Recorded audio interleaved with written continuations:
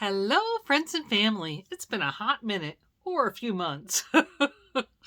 I'm so sorry. You've been on my list, just not getting through my list. I apologize.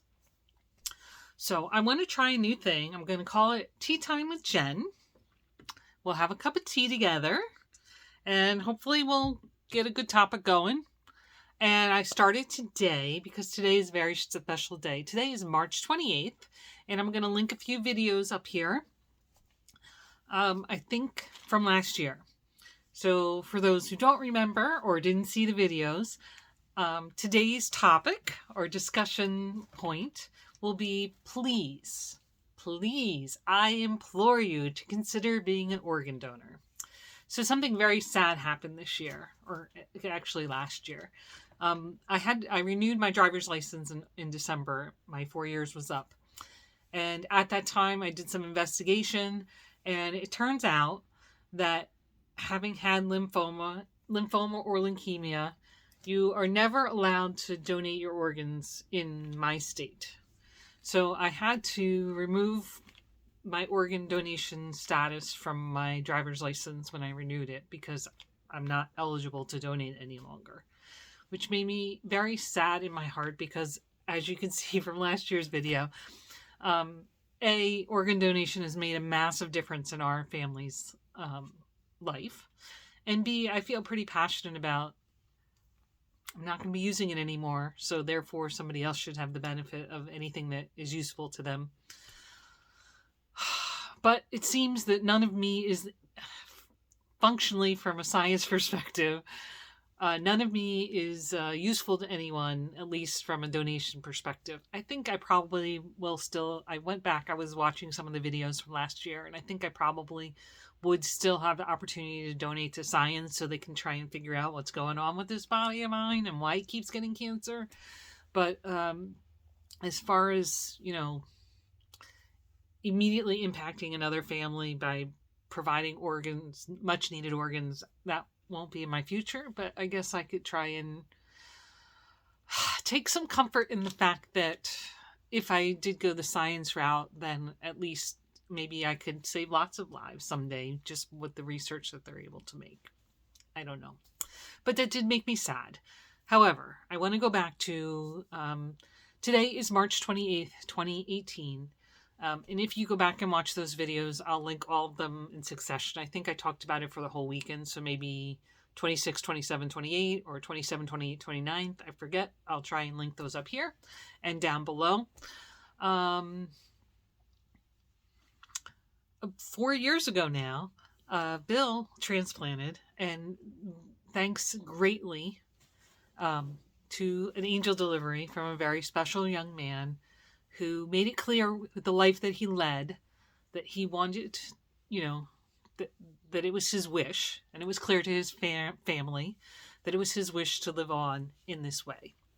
And I think I mentioned last year, because I just kind of breezed through those videos, that, he saved a lot of lives with his donations. I mean, Bill was obviously one of them. So just to bring everybody up to date on me, I think I said this already, but maybe not. I think when I did that live in January, but I have had a couple doctor's visits since then. Everything is going fine for me. Since August of this year, August of last year in 2022. So August of 2021, I've had clear scans. So they haven't seen anything in my scans or my blood work that would indicate that there's any reason to be concerned. And as a matter of fact, my last visit to the doctor, I kind of was probing a little bit, and he said, well, I would use the words NED, no evidence of disease, and remission. So I guess, what am I said August. So we're at almost 8 months that I've had clean scans. So this is all good news. I think I'm scheduled to go see the doctor again in May, at which time we'll submit a request for the insurance to do another scan. I assume that's going to be about 2 months to argue through the appeal process, but I'm not quite as anxious about that at this point in my healing process. There's nothing that would indicate to me that I'm not doing well, and so I'm just moving forward, trying to live and put that to the back of my mind. So back to my plea to you. Organ donation is just so important. There's so many people who need organs. So if you know, I went. If you, how do I say this properly? If you look in your heart and you consider, talk with your families, understand what feels true to you, and follow your heart. And I hope that some people will choose the path to organ donation if that tragedy might happen. So another thing that I do that is not good for me, maybe it is good for me. It reminds me every day of the blessing and gift that we received. If you at any time, you can on YouTube or Google probably. If you look for Honor Walk, HONOR Walk, basically what happens when a family chooses to pursue the organ donation. Many hospitals have what they call an honor walk, and that is the final walk from the intensive care or hospital room to the surgery that will then donate the organs. And the family typically walks with the family member. The family walks with the donor. Says their goodbyes, and typically the hospital will line the hallways with all the employees and people. In some cases, friends and family come and line the hallways to say their final goodbyes and give them a hero's farewell, essentially. It's very, very moving. Some people do a whole production. If you look at the video, there's music and everything else. Other people, it's truly just, carried my phone and I caught that last moment. Either way, it's still, no matter what the production value is for me, every time I watch it, I'm very moved, no matter who it is, because I recognize that what I'm watching right now, this family's loss, is becoming a gift to other people. Just miraculous. So that's the news. So as a kind of separate note, at the beginning of the month, this month, for those who don't know, Bill took a serious fall here in the house. He got a little tangled up in some medical cords and he tripped. And it's just being an end-stage renal failure and being on the anti-rejection drugs and a whole bunch of other factors, we knew already that he had osteoporosis for several years. And what they basically told us was, don't fall. That was the treatment for osteoporosis. And so we fell and it wasn't good. So he had a compound fracture of his femur and he fractured his patella. And that happened on a Friday afternoon. By Saturday morning, he had emergency-ish surgery. It wasn't emergency, but it was quickly. They didn't want to leave that alone for too long. And, they repaired it. Given that I wasn't able personally to choose the surgery team, it was the staff's orthopedic group. I was very pleased with the doctors and the choices they made. They made choices to promote his success. They were as the least invasive as they could be. They were most reconstructive and supportive given the state of his bones and so forth and so on. So he spent 10 days in the hospital and is currently in rehab and working really hard to get back up on his feet and back home. I'm going there every day, spending anywhere from 8 to 12 hours with him. He gets therapy every day, 6 out of 7 days a week, and then he gets Gen therapy as well. So after they leave, I give them a few hours off, and then we do it again. If it's a day when I'm there for 12 hours, we might do it 3 times in a day. And a week ago today, today's Monday, I think, a week ago today, we went to the orthopedic surgeon for the 2-week post-op appointment. And they were very happy with his progress. Everything that they had positioned was still in the right position. He had been wearing a knee brace, and he was basically immobilized for the first 2 weeks. No weight bearing. So they were very happy with positioning and healing and everything else. They took off the brace and they removed the staples. and he was allowed to do weight bearing for transfers. So then the hard work began at rehab. Before that, we were doing work in the bed and, maybe scoot to the edge of the bed and sit up for a bit, but not a lot of standing because of those restrictions.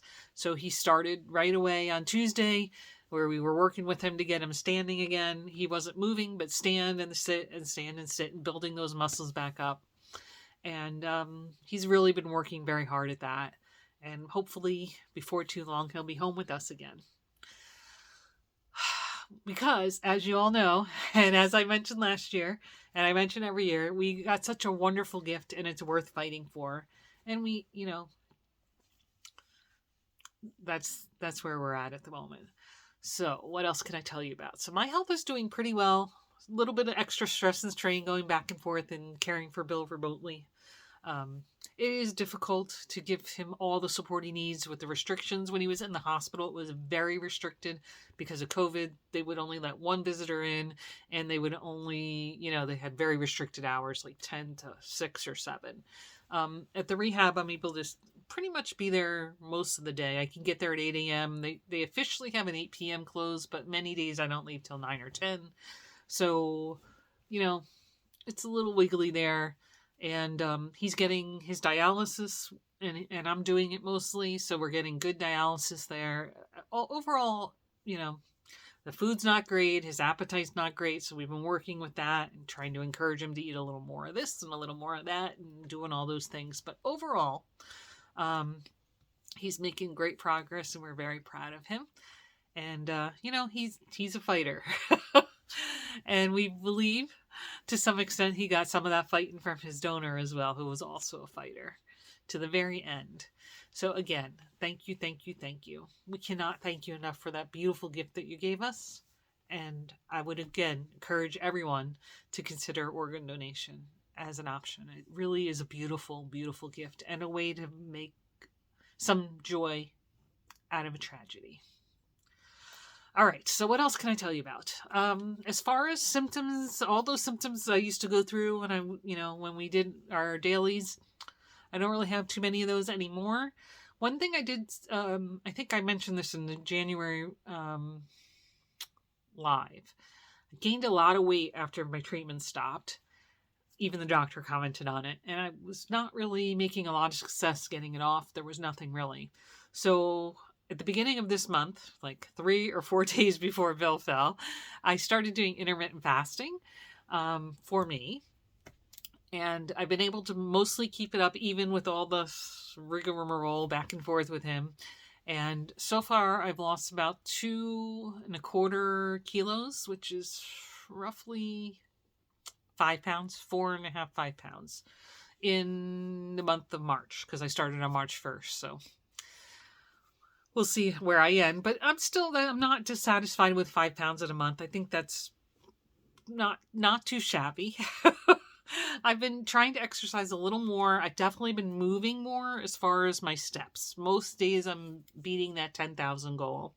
And I'm trying to integrate more weight training and weight bearing. I want to try to build more muscle for 2 reasons. One is, over 50 woman, also prone to osteoporosis, right? And we know that more muscles protects your bones, and also muscle will burn more fat and keep your weight down. So for all these reasons, I'd like to build like a level of muscularity, which I don't currently have, but I'll keep working on it. And I haven't settled into like a program because I just don't have a lot of time for myself right now. So I'm doing a lot of like standing strength training, like squats and lunges and wall push-ups and things like that, because I can do those when Bill's resting at rehab and that kind of thing. So I am working from rehab as well. I bring my laptop from work and I sit there for my 8 hours, and then I spend the time in between with Bill. So I'm trying to think if there's anything else to talk about. So back to tea time. I have peppermint tea. What do you guys have? So good. Yummy, yummy. I'll share it with you. All right. What else can I tell you about? So I'm doing pretty well. Robotics is doing excellent. We're deep into our competition season. We had our first competition at the beginning of March, actually the same weekend that Bill broke his leg. He broke it on Friday. We had competition on Saturday and Sunday. One thing that was horrible about that experience was that the surgery was on Saturday, and I was able to go see him in his room before he went down to surgery, but because of the COVID precautions, I couldn't go down. I couldn't talk to the anesthesiologist or the surgeon before or after the surgery, which made me very uncomfortable.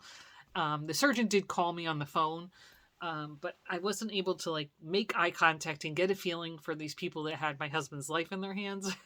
And it was very unsettling to me. And I think that reflects on how much of a control freak I am, perhaps. I'm so sorry.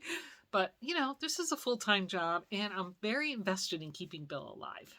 He's been an integral part of my life for 40 years, and I'd like to keep him that way for many, many more. All right. So that was really what I wanted to talk to you today about. And I think this all goes with my theme of living every day, right? You just don't know what tomorrow's going to bring. The day that Bill fell, he did not wake up going, this is a good day to fall and break my leg. Did not. But, every day I'm grateful. As a side note, when the surgeon called, he said that Bill did fabulous in the surgery, and the anesthesiologist was not at all concerned that his vitals and everything else, he was very solid for the entire surgery. There was no concern at any time. So that was great, great news. And then, as I mentioned, they made a lot of good decisions about how to repair the leg to be least invasive, but most supportive, and, to most encourage his healing as quickly as possible, because you may or may not realize the medication he's on to protect his heart and kidney, to keep it in there and going, is contraindicated for healing. So it's a fine line that we're working with there. So in any case, that is the news that's fit to print. Thank you so much. Please ask me some questions in the comments here. And I think I'm going to try and do these tea times with Jen at least once a week. That's my goal. Side note. So I think I talked a lot about my passion project for the crochet tutorial. I guess we'll call them crochet tutorials. And I was making a lot of progress towards that. I've actually turned up a new channel for that.